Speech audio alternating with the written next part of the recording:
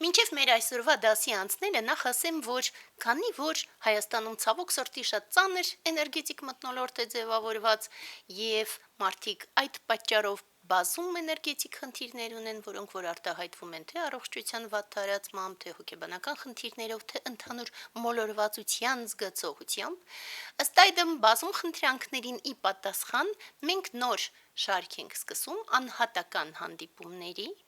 կամ ասենք անհատական խորհրդատվությունների, էներգետիկ խնդիրների կարգավորման, որոշակի ուղեցույցների կյանքում եւ այլն, եւ բոլոր նրանք, ովքեր որ մտածում էին դրա մասին, կարող են այլևս գրել մեզ եւ աշակերտները կպատասխանեն եւ մենք կհանդիպենք։ Իսկ հիմա անցնենք մեր դասին, որը որ առանձնահատուկ հետաքրքիր է այսօր։ Մինչև Տիբետ գնալը մեր վերջին թեման էր ծռերը, ծռերի աստվածային էությունը եւ որոշակի ձևով մենք սկսեցինք հենց էպոսներից, այսօր մենք զուգահեռ կտանենք հեքիաթների հետ։ Ու չնայած որ անցած անգամ որոշակի ձևով հիշատակեցինք հեքիաթները, այսօր մենք կփորձենք խոսել ընդհանրապես հեքիաթի հիմնարար բովանդակության, այսինքն հրաշքի մասին եւ հրաշքի զուգահեռները մեր կյանքի հետ։ Եվ այդպես, երբ որ մենք խոսում ենք հեքիաթի մասին, մենք խոսում ենք նաև ֆենտեզի։ Շատերը կասեն, որ դա ժանր է, ինչ որ առումով այո, բայց մենք դիտարկում ենք հեքիաթները եւ ֆենտեզին, այս բարագայում հիմա միասին դիտարկենք, որպես ոչ միանշանակ, որ ամբողջությամբ ալտերնատիվ։ Երբեմն այս իրականության մեջ անգամ, բայց որոշակի հրաշքի տար պարունակող իրողություն նորից կարող է լինել ժանր եւ այլն, որը որ ինչ որ ձևով դառնում է կամուրջ մեզ համար, կամուրջ դեպի այլ իրականություն։ Եվ այդպես մենք եկեք փորձենք դիտարկել, իսկ ինչ է դա ընդհանրապես։ Կարելի է սկսել իհարկե սահմանումներից, ինչ է ընդհանրապես հեքիաթը եւ ինչ է ֆենտեզին, բայց ինչպես միշտ մենք ասում ենք, մեզ չի հետաքրքրում սահմանումը որպես այդպիսին։ Մեզ ավելի շատ հետաքրքրում է այլ գաղափարը։ Իսկ ո՞րն է նպատակը։ Ո՞րն է, եկեք հանդգնենք ասել հեքիաթի առաքելությունը։ Սա շատ ավելի կարևոր է մեզ համար։ Եվ երբ որ մենք դիտարկում ենք մեր կյանքը, ինչու ենք մենք այս կամ այն ձևով երազում, եթե ոչ հեքիաթների մասին, որտեղ շատ ու շատ մարդիկ ընդհանրապես չեն էլ մտածում հեքիաթների մասին, ոչ էլ սիրում են հեքիաթներ, ոչ էլ նույնը ֆենտեզին, որը որ հատուկ տիպի մարդիկ են իրականում սիրում ֆենտեզի, բայց այնուամենայնիվ յուրաքանչյուր մարդ գիտակցված կամ ենթագիտակցական մակարդակում այս կամ այն ձևով երազում է հրաշքի մասին։ Եվ ինչու այդպես։ Առաջի տարբերակը, որովհետև մենք հասկանում ենք, որ նույնիսկ եթե չենք տեսնում, բայց արկա է ինչ որ բան ավելին։ Այդ արկայության զգացողությունը երբեմն պահի տակ է գալիս, երբեմն դու զգում ես այն ամբողջ սրտով։ Եթե նույնիսկ մենք չենք ընկալում, կամ ոմանք չեն ընկալում այդ ինչ որ բան ավելի արկայությունը, այնուամենայնիվ միևնույն է, եթե ոչ երազում, ապա գոնե հույս ունեն, որ ինչ որ հրաշքի տար աշխարհում կա։ Եթե մենք այդպես ենք դիտարկում, ապա մենք ասում ենք, որ լավ, մենք ենթադրենք, մտածում ենք կամ հույս ունենք կամ երազում ենք, ու այստեղ մարդիկ կարող են ինչ որ ձևով հանդիմանել, ասել, որ մի րոպե, բայց եթե այդպես է, ապա միգուցե մենք հորինում ենք այդ ամբողջը։ Միգուցե մենք հորինում ենք, որ հնարավոր է հրաշքի տար։ Մենք խնդիր չունենք նման վիճարկման հետ։ Մենք այդ դեպքում ասում ենք լավ, իսկ ինչ է կյանքը ընդհանրապես, եթե ոչ ամբողջությամբ հորինված տար։ Եթե այդպես ենք դիտարկում, դնում ենք դա մի կողմ եւ այդ դեպքում սկսում ենք մի քիչ ավելի խորը հակասություններ տեսնել, հա, այսինքն վիճարկման հնարավորություններ։ Մարդիկ կարող են ասել, ինչպես շատ հաճախ է հնչում, որ ամբողջ ֆենտեզին ու հատկապես հեքիաթները տարբեր մակարդակներում ինչ որ ձևով փախուստ են, որոնք որ եւ փախուստը գալիս է այդ խորքային հուսահատությունից։ Դա կարող է լինել այդպես։ մենք չենք վիճում։ Իրոք կարող է լինել, բայց եկեք փորձենք այլ ձևով նայել։ Ինչ է ընդհանրապես հրաշքը, եթե ոչ այլ իրականության մասին երազանքի մարմնավորում։ Այսպիսի սահմանման առաջարկությամբ մենք կարող ենք ասել, որ ըստ այդմ արդյոք նորմալ չէ, երբ որ ամբողջ քաոսը դիտարկելով մարդ երազում է ներդաշնակության մասին։ Եվ հենց այս նոտայնությամբ մենք գալիս ենք արդեն Տիբետի հրաշքների։ Ու ցանկացած, երբ որ ես մտածում եմ արդեն 20 տարի, ամեն տարի ես գնում եմ Տիբետ եւ ամեն տարի վերադառնալիս ես ինչ-որ ձևով փորձում եմ փոխանցել այդ ամբողջ հրաշքի հեքիաթի զգացողությունը, երանգները, եթե ոչ ամբողջությունը։ Եվ մենք կարող ենք ասել, որ այդպես է, որովհետև այն ամբողջ ներդաշնակությունը, որի մասին որ մենք երազում ենք, կարող ենք ասել, որ մարմնավորվում է այդտեղ։ Այնուամենայնիվ, նորից կարելի է ասել եւ կարող են հանդիմանել այդպես, ասելով, որ ինչ իմաստ ունի թվարկել Չինաստանի հրաշքները, եթե մենք այստեղ ենք, այժմ ենք եւ այն ենք, ինչ որ մենք կանք։ Եվ այո, հիրավի, մենք այնտեղ ենք, որտեղ մենք կանք։ Մենք այն ենք, ինչ մենք կանք, եւ ոչ այլ բան։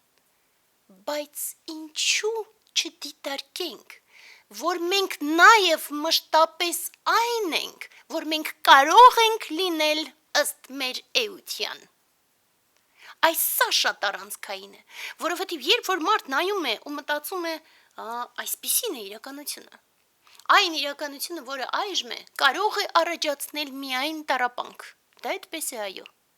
Մարդ կարող է նայել ինքն իրեն եւ մտածել, որ ինքը փոքր է։ Տկար է եւ ուժ չկա եւ չկա տեսլական հնարավոր փրկության ճանապարհի։ Այնուամենայնիվ, միաժամանակ մենք մշտապես ունենք այն ամբողջ անդունդը, անսահմանությունը պոտենցիալ հնարավորության։ Եվ ըստ այդմ շատ կարևոր է, որ մենք հիշենք, որ մենք նաև այն ենք, որ մենք կարող ենք լինել, ունակ ենք դառնալ։ Հաշվի առնելով սա, մենք կարող ենք ամբողջ կյանքը փոխել։ Եվ հենց դրա համար է կարևոր խոսել հրաշքի մասին։ Հենց դրա համար կարևոր է ինչ-որ ձևով զուգահեռ տանել հեքիաթների եւ ֆենտեզիի հետ։ Այլ ոչ, որովհետև զուտ տեսնում ենք, որ կա միտեղ հրաշք, եւ դրանով մենք ինչ-որ ձևով սփոփվում ենք։ Հիմա փորձենք հենց դա դիտարկել, որովհետև երբ որ մենք մտածում ենք այլ իրականության մասին, այստեղ շատ կարևոր է։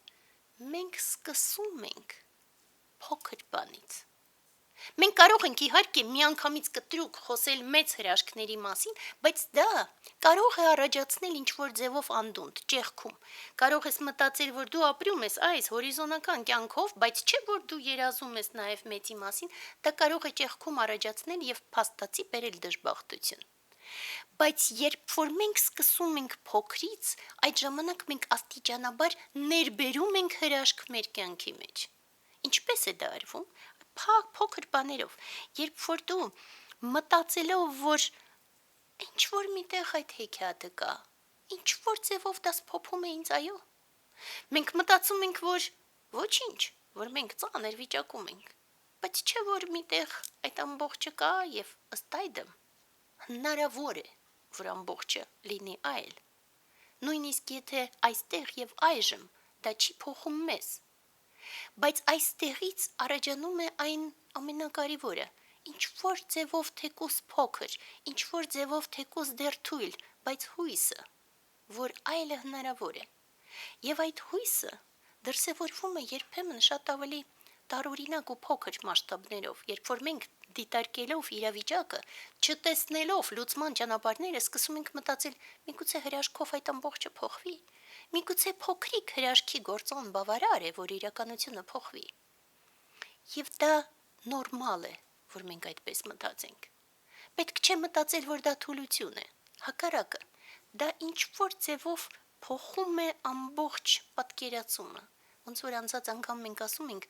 այս գործոնը ինչ-որ ձևով բերում է մեզ Եվկլիդյան երկրաչափությունից հենց դեպի Լոբաչևսկու երկրաչափությունը։ Այս շեղումը շատ կարևոր է։ Եվ հետաքրքիր է, որ ճնշող մեծամասնությամբ, նույնիսկ նրանք, ովքեր որ ընդհանրապես տոգորված են այդ ռացիոնալ մտածելակերպի մեջ, միևնույն է, այդ հրաշքի հույսը ունեն։ Միգուցե նրանք այդպես դա չեն անվանում։ Միգուցե ճնշող մեծամասնությամբ արդեն մարդիկ չեն անվանի իրենց զգացողությունը հրաշքի ակնկալիք։ Այնուամենայնիվ երազանքի մակարդակում դա կա, եւ ինչու այդպես։ Հենց այդ պատճառով, որ պոտենցիալ առումով մենք շատ ավելի աննկարագրելի ավելի մեծ ենք, քան արտաքին մակարդակում դրսևորվում ենք։ Դրանից հետո, երբ որ մենք մտածում ենք, որ այդ փոքր ինչ որ ձևով գալիս է, ապա հնարավոր է, որ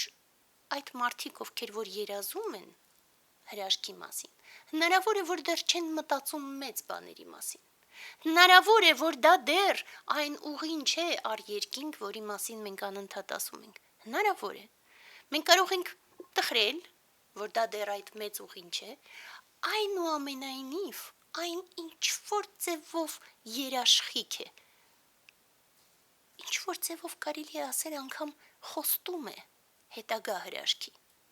Այդ փոքր հույսը բացում է մեր դռները։ Դա այն հույսը չէ, որը որ մենք անվանում ենք կարճվածություն, խարիսխ եւ ըստ այդմ վտանգ ենք տեսնում դրանում։ Հակառակը, դա ինչ որ ձևով այդ դուռ բացելն է դեպի հրաշք։ Եվ դա անհրաժեշտ է։ Մենք առանց դրա չենք կարող զարգանալ ընդհանրապես։ Եթե մենք փորձում ենք մի քիչ էլ առաջ գնալ, ապա տեսեք, շատ հետաքրքիր է։ Երբ որ մտածում ենք, որ եթե մենք այլևս չենք սպասում հրաշքի, եթե մենք այլևս գիտակցված, թե ոչ գիտակցված, բայց ինչ որ ձևով չենք ակնկալում այդ հրաշքի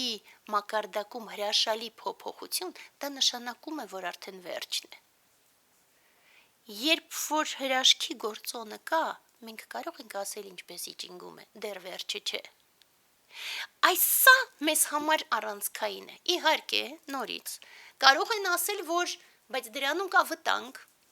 միանշանակ կա։ Ոչ մեկ չի վիճում, որովհետև ընդհանրապես ցանկացած դաշտում վտանգ կա, այնուր հոգևոր զարգացման դաշտում, որովհետև հրաշքի ակնկալիքը ինչ որ ձևով տանում է մեզ դեպի հոգևոր զարգացում, ոնց որ ասեցի, եւ ըստ այդմ իհարկե կա վտանգ։ Կա վտանգ, որ հրաշք ակնկալելով դու այլևս եւ ոչ մի ջանք չես գործածում ինքդ։ Բայց հենց դրա համար է, որ բոլոր հեքիաթները, բոլոր անխտիր, բոլոր ֆենտեզիները այս կամ այն ձևով դնում են առանցքում այդ quest-ը։ Այսինքն դու պիտի կարողանաս գործածել քո ամբողջ հնարավորությունները, ամբողջ ջանքը դնես եւ այդ դեպքում հրաշքը օգնում է քեզ։ Առանց դրա երբեք։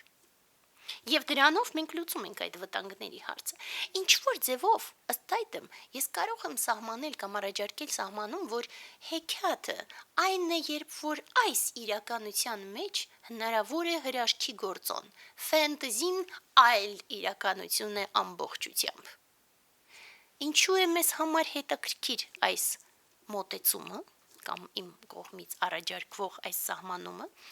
հիմա մենք կփորձենք ցույց տալ։ Տեսեք, առաջինը, ոնց որ ասեցին, մենք կարող ենք մտածել, որ ես նստած եմ այսօր Հայաստանում, իմ սրտում միևնույնը դեռ հնչում է Տիբետի վանքերի աղոթքը, ու հնչում է անդադար։ Հնարավոր է, որ ես հանկարծ կիսեմ գիտակցությունը եւ տարանջատեմ այդ ամբողջը, այդ դեպքում ես կթուլանամ, կնշանակի, որ ի վերջո կհանձնվեմ։ Բայց եթե ես կարողանում եմ զուգակցել դա, այդ ժամանակ այդ ամբողջը դառնում է զորություն։ Եվ նույնը բոլորի համար։ Յուրաքանչյուրի, որովհետև յուրաքանչյուրը, եթե մի քիչ ավելի բացի իր սիրտը, կարող է գտնել իր կյանքում իր հրաշքը։ Եվ այդ դեպքում ինքը կկարողանա ամեն ակնթարթ ներբերել այդ հրաշքի զգացողությունը, նույնիսկ մեր այս մռայլ իրողության մեջ։ Եթե փորձում ենք մի քիչ էլ ավելի խորը գնալ, ապա մենք տեսնում ենք հետևյալը, որը որ արդեն մոգական է, բայց որի բացատրության համար ես պետք է նորից հիշատակեմ մեր սիրելի Տոլկինին։ Տեսեք։ Երբ որ մենք նայում ենք մեր կյանքի վրա, մենք տեսնում ենք, որ ծանր կյանքով ենք ապրում։ Հայաստանը մտել է փակուղի, Հայաստանի իշխանությունները ոչ արդեն պարզապես դավաճանում են, այլ ամբողջությամբ ավերում են մեր հայրենիքը, եւ այդ ամբողջը խորքային տառապանք է։ Բայց միաժամանակ մենք կարող ենք հասկանալ, որ յուրաքանչյուր հեքիաթում լինում են էջեր, որոնք որ տխրությամբ են լցված։ Դա չի նշանակում, որ մեր կյանքը հեքիաթային չէ։ Դա նշանակում է պարզապես, որ մենք հիմա հեքիաթի տխուր էջերի վրա ենք, բայց կլինեն այլ էջեր եւս, եւ կային այլ էջեր եւս։ Եվ դա տալիս է մեզ հիմնական հույսը եւ այն գրավականը, որ փրկությունը հնարավոր է։ Եվ եթե մենք այդպես ենք դիտարկում, մենք հիշատակում ենք, այո, մենք կարդում ենք գրքեր Տիբեթի մասին, մտածում ենք Շամբալայի պարտալները, բայց մենք հասկանում ենք նաեւ, որ Մշո Սուրբ Կարապետը նույն ձևով համարվում էր այն 7 պարտալներից մեկը Հայաստանի տարածքում։ Ու ոչինչ, որ հիմա այն Թուրքիայում է, այնուամենայնիվ հենց հայերին է հիշում Կաղդևը, ով որ Մշո Սուրբ Կարապետի պահապանն էր, եւ հողը պահում է հիշատակը հայերի մասին, եւ այդ ամբողջը ինչ որ ձևով մեր մեջի հեքիաթն է,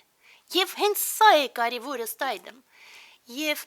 ոնց որ Տոլկինի մոտ մատանիների տիրականում, երբ որ ասում է Էարենձելի Լուիսի մասին ու հանկարծ ասում է, որ դա նույն հեքիաթի շարունակությունն է, եւ այստեղ այսօր մենք նույն բանն ենք ասում։ Այս ամբողջը, ինչ որ մենք ասում ենք, նույն հեքիաթն է, մեկ հեքիաթ։ Մարդիկ մտնում են եւ դուրս են գալիս ինչ որ ձևով կրելով իրենց պարտականությունները, ինչ որ ձևով գործածելով իրենց առաքելությունը։ Ամենակարևորը պարզապես կրել պատասխանատվություն մինչև վերջ։ Իրականացնել սեփական առաքելությունը եւ մտածել, որ հեքիաթը միևնույն արկա է։ Եվ դրա համար բավարար է հետեւյալը. ինչ էլ որ մենք անում ենք, անենք ամբողջ սրտով։